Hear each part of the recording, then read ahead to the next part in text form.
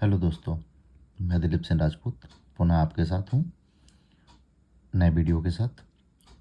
हम लोग पढ़ रहे थे लेटर मुगल्स में हम लोग क्या पढ़ा था अब तक। हमने कुछ राजाओं के बारे में पढ़ लिया था, जैसे बहादुर शाह प्रथम के बारे में पढ़ा हमने जहांगीर शाह के बारे में पढ़ा, फारूक सियार के बारे में पढ़ा, हम मोहम्मद शाह रंगीला के बारे में पढ़े। लास्ट जो हमने जो पढ़ा था वो मोहम्मद शाह रंगीला के बारे में हमने पढ़ा था। मोहम्मद शाह रंगीला, इनके में हमने देखा कि किस तरीके से मुग़ल डिक्लाइन होना शुरू हो गया, है ना। निज़ाम मुल्क जो थे, निज़ाम मुल्क इन्होंने क्या किया, ये हैदराबाद स्टेट बना लिया, हैदराबाद स्टेट। हमने देखा कि बुरहान ने क्या किया, तो उसने अवध वाले जोन को आज़ाद करा लिया। इसी समय बंगाल के, मैंने बोला कि बंगाल का जो गवर्नर है वो भी बंगाल को अलग कर लेगा। बंगाल का गवर्नर है मुर्शिद कुली खान, ये है बंगाल का गवर्नर। ये बंगाल को भी अपने आप में आज़ाद करा लेगा। और हमने देखा कि 1737 में बाजीराव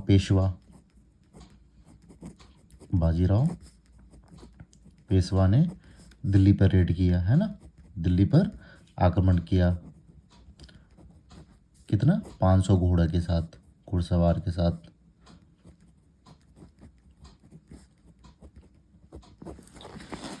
और हमने देखा कि 1739 में पर्शियन किंग, है ना, पर्शिया का एक राजा है ना, पर्शियन किंग है एक हमारा, फारस का राजा है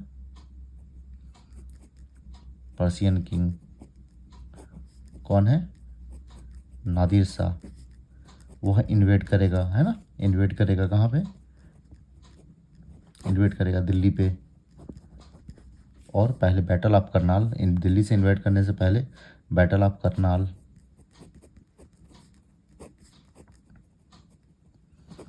1739, है ना, इन्वेट करेगा। इस बैटल में मुगल शासक मोहम्मद शाह रंगीला को हरा देगा। बाद में बुरहान के कहने पर वापस वो दिल्ली में आएगा और दिल्ली पे इन्वेट करने के बाद 57 दिन के लिए किंग बन जाएगा।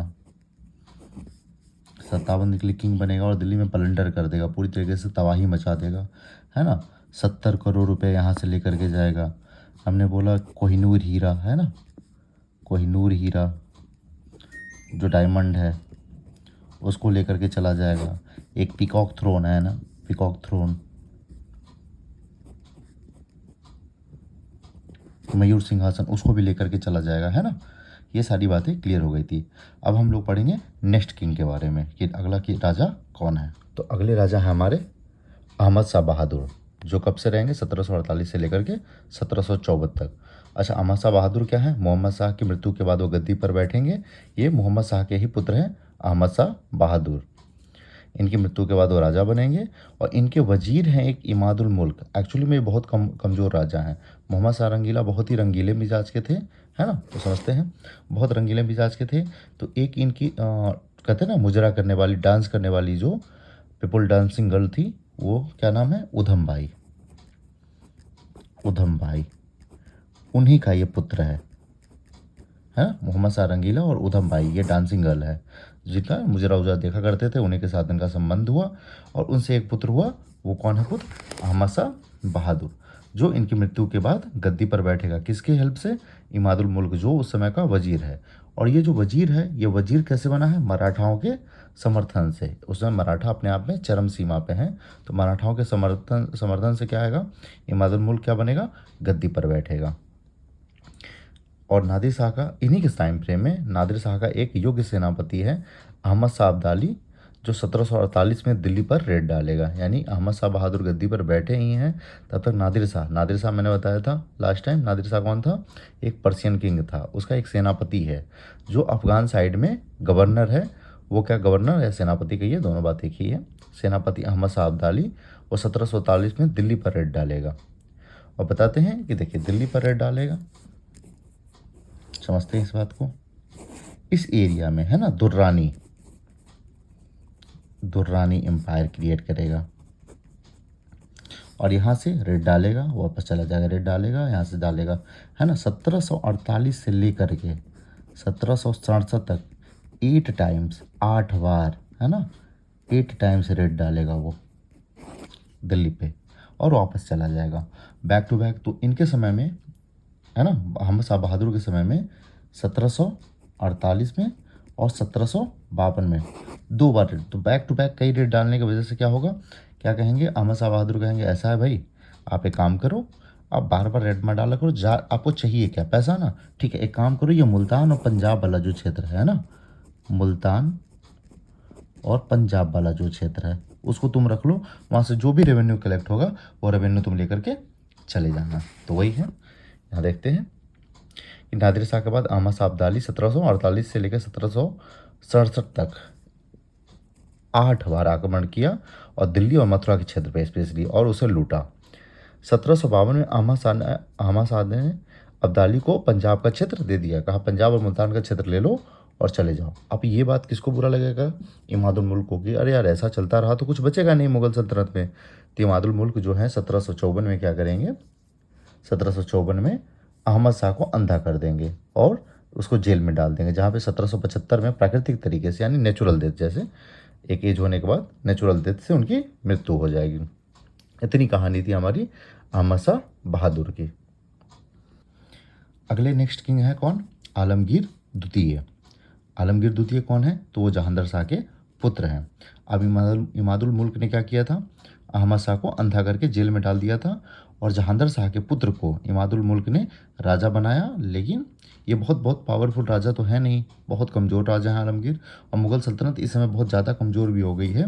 तो अपने ही अधिकार में रखेगा, लेकिन अधिकार जो है वो अपने ही हाथ में रखेगा। कौन रखेगा, वो रखेगा इमादुल मुल्क। राजा तो बनाया जहांगीर शाह को, लेकिन पावर अपने हाथ में रखेगा।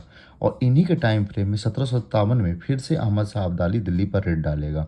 दिल्ली पर रेड डालने के बाद दिल्ली पे प्लंडर मचाएगा, वहाँ से लूटेगा और एक अपने केयर टेकर के रूप में नजीब उद्दौला को केयर टेकर के रूप में दिल्ली में ही रख देगा कि यहाँ से देखते रहना, हालचाल देते रहना, दिल्ली का हालचाल देते रहना।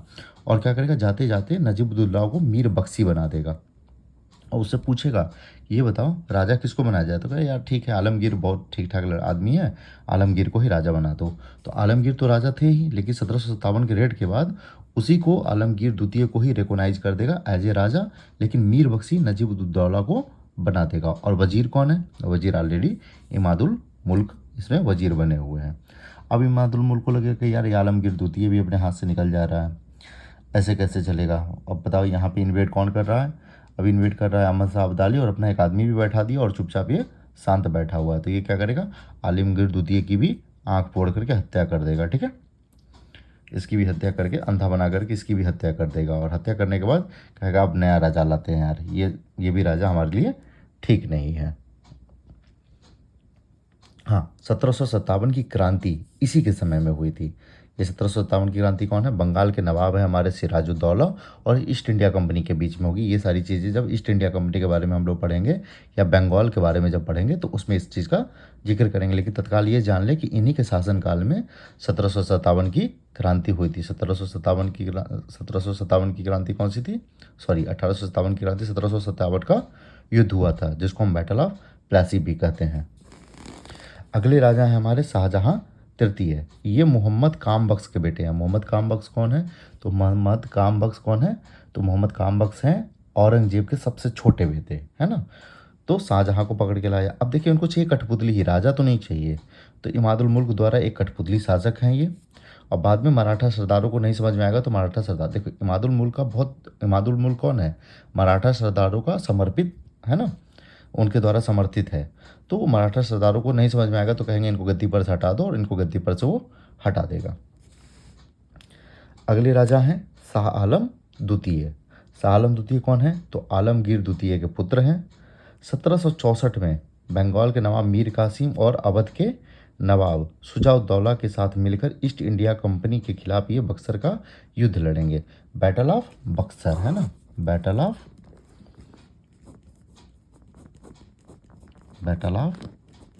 बक्सर। अच्छा, बैटल ऑफ बक्सर एक्चुअली ये लड़ाई तो है बंगाल के साथ, लेकिन प्रॉब्लम क्या है कि शाह आलम जब गद्दी पर बैठेंगे तो इनको इतना डर है इमादुल मुल्क से, इमादुल मुल्क ही नहीं इनको गद्दी पर बैठा है। अब इमादुल मुल्क से इनका इतना डर है कि कहीं ऐसा ना हो कि मेरा भी आँख फोड़ दे और गद्दी पर किसी और को बैठा दे। तो ये अपने दिल्ली में नहीं बैठेंगे, कभी अवध में चले जाएंगे, कभी बंगाल में चले जाएंगे। इसी बीच ईस्ट इंडिया कंपनी और बंगाल के बीच में कॉन्फ्लिक्ट पैदा हुआ है ट्रेड को लेकर के और ट्रेड के पास को लेकर के। तो दोनों के बीच में बैटल होगा, बैटल ऑफ बक्सर, जिसमें बंगाल के नवाब है ना मीर कासिम का साथ देंगे, अवध के नवाब जो हैं शुजाउद्दौला, और अब भाई सबके घर पे तुम रहोगे तो तुमको भी तो साथ देना पड़ेगा, तो शाह आलम जो मुग़ल शासक हैं वो भी तीनों एक तरफ रहेंगे और एक तरफ ईस्ट इंडिया कंपनी। लेकिन उसमें उनकी हार हो जाएगी। हार होने के बाद क्या होगा, एक ट्रिटी होगी, इन लोगों के बीच में ट्रिटी होगी। ट्रिटी मतलब संधि, 1765 में इलाहाबाद की संधि, जिसमें शाह आलम को कहा जाए कि आज के बाद आप दिल्ली पर नहीं बैठेंगे, आज के बाद आप इलाहाबाद में नज़रबंद रहेंगे, आपका जो भरण पोषण जो भी होगा वो ब्रिटिश आश्रय में होगा। लेकिन अब इनको समझ में नहीं आएगा तो 1772 में ब्रिटिश आश्रय छोड़ करके मराठाओं के पास चले जाएंगे। और 1788 में एक अफ़गान गुलाम है, गुलाम कादिर, जो इनको अंधा कर देगा। उसके बाद भी इनकी डेथ नहीं होगी, इनकी डेथ होगी 1806 के आसपास, ठीक है। तो 1806 तक ये शासन करेंगे। 1803 में दिल्ली को कंट्रोल में ले लेगा कौन, अंग्रेज ले लेंगे अपने कंट्रोल में, कि आज के बाद आज से दिल्ली पे कंट्रोल किसका रहेगा, अंग्रेज का ही रहेगा। अब 1806 में इनकी जो मृत्यु हो जाएगी। अच्छा, इन्हीं के टाइम फ्रेम में बैटल ऑफ पानीपत थर्ड है ना, अहमद शाह अब्दाली और मराठाओं के बीच एक बैटल होगा जिसको बोलते हैं बैटल ऑफ पानीपत। इन्हीं के टाइम फ्रेम में हुआ था। पानीपत का तृतीय युद्ध 1761 में इन्हीं के शासनकाल में हुआ था। वो हम लोग जब मराठा पढ़ेंगे तब देखेंगे उसको, ठीक है ना, उस बैटल को। अगले राजा हमारे कौन हैं, अकबर द्वितीय। अकबर द्वितीय किसके बेटे हैं, शाह आलम द्वितीय के पुत्र हैं। इन्होंने राजा राम मोहन राय को ब्रिटेन में एक राजदूत के रूप में भेजा था। क्यों भेजा था, पेंशन बढ़वाने के लिए, पेंशन बढ़वाने के लिए कि भैया मेरा पेंशन बढ़वा दो। और इन्होंने ही राजा राम मोहन राय को राजा की उपाधि भी दी थी। कहते हैं 1835 में ईस्ट इंडिया ने खुद को मुगल शासन के अधीन बताना और सिक्के पर नाम जारी करना, यानी कि आज से 1835 में ईस्ट इंडिया कंपनी ने कह दिया कि आज के बाद हम मुगल बादशाह के अंडर में काम नहीं करते हैं, है ना, मेरे अंडर में हम मुगल बादशाह रहेंगे, ठीक है, मैं जैसा कहूँगा वैसा। और आज के बाद मुगल बादशाह अपने सिक्के पर नाम जारी नहीं करेगा। और अकबर द्वितीय के लिए इंपॉर्टेंट चीज़ क्या है, तो हिंदू मुस्लिम एकता उत्सव, फूल वालों की सैर, है ना, फूल वालों के, यानी कि हिंदू मुस्लिम यूनिटी के लिए इन्होंने एक उत्सव क्रिएट किया था, जिसमें हिंदू और मुस्लिम अपने हाथ में फूलों का गुलदस्ता लेकर के सैर करेंगे, है ना, मार्च पास्ट करेंगे। ये हिंदू मुस्लिम एकता के लिए किया था। और इम्पॉर्टेंट है कि इनके कब्र के बारे में पूछा जाता है, तो इनका कब्र जो है सूफी संत कुतुबुद्दीन बख्तियार काकी के दरगाह के बगल में स्थित है। आप ये मेहरौली है ना, इनकी कब्र सूफी इनका जो है कुतुबुद्दीन बख्तियार काकी कहाँ पे है, मेहरौली में, मेहरौली दिल्ली में है, मेहरौली में ही कुतुबुद्दीन बख्तियार काकी की दरगाह है। वहाँ पर अब आपको पता होगा कि संत कुतुबुद्दीन बख्तियार काकी मेडाइवल में पढ़ाया जाएगा। ये किनके गुरु हैं, तो ये कुतुबुद्दीन ऐबक के गुरु हैं, है ना, इन्हीं के नाम पर कुतुब मीनार ये बनाएंगे, ठीक है। चलिए आगे बढ़ते हैं। बहादुर शाह जफर द्वितीय, सबसे आखिरी शासक, last emperor of Mughal empire, ये आखिरी शासक हैं मुगल शासनकाल के। तो ये पुत्र किसके हैं, अकबर द्वितीय के पुत्र हैं। जब ये गद्दी पर बैठ रहे हैं तब इनकी उम्र कितनी है, 62 वर्ष। 62 वर्ष की उम्र में ये गद्दी पर बैठ रहे हैं और इनके पास ना टाइटल है, ना इनके पास सिक्के पे कुछ जारी, ये कॉइनेज जारी कर सकते हैं, कोई कॉइन्स ये जारी नहीं कर सकते हैं। ये कंपनी द्वारा पेंशन भोगी है, कंपनी पेंशन दे रही, उसी पर इनका जीवन चल रहा है। फिर कहते हैं ना 30 मई 1857 में एक डेट रखा गया कि हम लोग क्या करेंगे, 30 मई 1857 में हम लोग क्रांति करेंगे। लेकिन कहते हैं इसके समय से पहले एक क्रांति शुरू हो गई, 10 मई को ही, 10 मई 1857 में ही क्रांति शुरू हो जाएगी। कहाँ से, मेरठ से। और मेरठ से जो विद्रोही अंग्रेज़ों को मारेंगे और अंग्रेजी सेनाओं को मारने के बाद दिल्ली चले जाएंगे और दिल्ली में जाएंगे और दिल्ली में बहादुर शाह जफर को विरोधियों का नेता घोषित कर देंगे। कहेंगे आज से ये 1857 क्रांति हो रहा है उसका जो फेस होगा वो आप ही रहेंगे। अब वो 1857 की क्रांति होगी, उस क्रांति के दौरान इन पे देशद्रोह का मुकदमा चलाया जाएगा और 1858 में रंगून के जेल में भेज दिया जाएगा, जहाँ पे 1862 में इनकी मृत्यु हो जाएगी। और फाइनली इस युद्ध के समाप्त 1857 की समाप्ति के बाद जो महारानी विक्टोरिया है, जो ब्रिटेन की महारानी है, वो घोषणा करेंगी 1 नवंबर 1858 को कि कानूनी रूप से आज के बाद भारत में मुगल साम्राज्य की अंत हो गया। आज के बाद कोई भी मुगल शासक आज के बाद राजा नहीं बनेगा। आज के बाद ब्रिटिश गवर्नमेंट काम करेगी। आज से ईस्ट इंडिया कंपनी भी पूरी तरीके से इंडिया में ख़त्म हो रही है। अब ट्रेड कर सकती है, शासन नहीं करेगी। अब भारत में शासन कौन करेगा? ब्रिटिश गवर्नमेंट करेगा। वही है एक्ट 1858। यहाँ तक थी मुगल शासन की व्यवस्था। यहाँ से हमारा लेटर मुगल ख़त्म होता है। कल हम लोग चैप्टर जो शुरू करेंगे, वो चैप्टर हम शुरू करेंगे मराठास के बारे में, है ना। मराठा को पढ़ लेते हैं, फिर सिख को पढ़ लेते हैं, बंगाल को पढ़ लेते हैं, अवध को पढ़ लेते हैं। हम लोग स्टेप बाय स्टेप पढ़ेंगे। अच्छा, आज मैंने पहले से ही लिख करके रखा है, उसके बाद मैंने आपको ये पढ़ाया है। आप लोग कमेंट करके ज़रूर बताइएगा कि जैसा आज मैंने पढ़ाया है ऐसा मैं वीडियो बनाऊँ, या जैसा मैं पहले पढ़ा रहा था वैसा मैं आप लोग को वीडियो बना के दूँ, जिसमें मैं खुद लिखता था, समझाता था और आगे बढ़ता था। इसमें मैं पहले से लिख लिया हूँ, है ना। इससे क्या होता है, राइटिंग थोड़ी सी अच्छी रहती है। अगर इस तरीके से पढ़ना तो कमेंट करिएगा। अगर पहले जैसे मैं पढ़ा रहा था 3 वीडियो में पढ़ाया, अगर उस तरीके से पढ़ना हो तो भी बताइएगा। खैर, मुझे वो पहले वाला तरीका ज़्यादा अच्छा लगा था। उसमें मैं स्टेप बाय स्टेप मैं समझाता रहता था। इसमें लिखा हुआ उसी चीज़ को मैं समझा दे रहा हूँ, और उसमें मैं स्टेप बाय स्टेप समझाता था। आप चाहें तो उस तरीके से नोट्स बना सकते हैं। कमेंट करके ज़रूर बताइएगा। जैसा आप कमेंट करेंगे वैसा ही वीडियो में बनाऊंगा। अगर आपको ये अच्छा लगेगा तो इस तरीके से बनाऊंगा, अगर उस तरीके से पसंद आएगा तो उस तरीके से मैं बनाऊंगा। ठीक है, धन्यवाद। अगर हमारा वीडियो अच्छा लगे तो लाइक एंड सब्सक्राइब करें। धन्यवाद।